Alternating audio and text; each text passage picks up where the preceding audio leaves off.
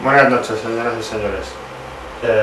Podemos observar que en el día de hoy hemos tenido un frente frío que ha empezado a entrar por la península ibérica.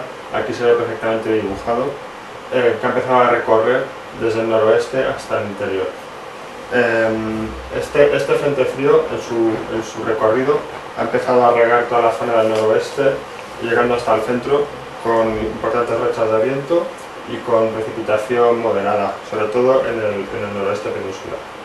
A continuación, en el mapa de isobaras podemos observar, previsto para mañana, como el centro de bajas presiones se nos va a colocar en la zona del Cantábrico con un frente frío asociado que estará sobre la vertical de los Pirineos con 1000 milibares de presión atmosférica. Los vientos van a ser de componente noroeste rolando a poniente con rachas fuertes en el levante peninsular. Pasando al mapa significativo, podemos observar cómo este viento rachado de noroeste va a provocar un descenso de temperaturas en toda la cordillera cantábrica, con nevadas aproximadamente en cotas de 900 metros y chubascos importantes en toda la cordillera cantábrica, así como en la zona oriental del Cantábrico.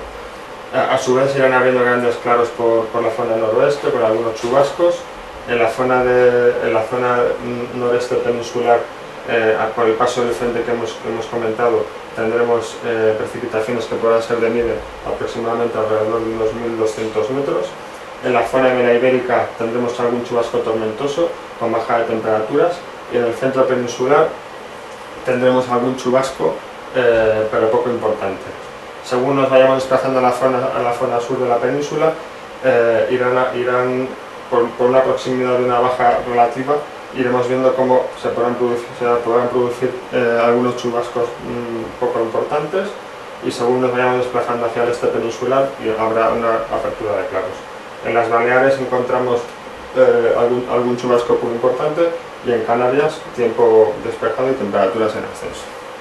Sin más, les deseo una feliz noche y hasta mañana.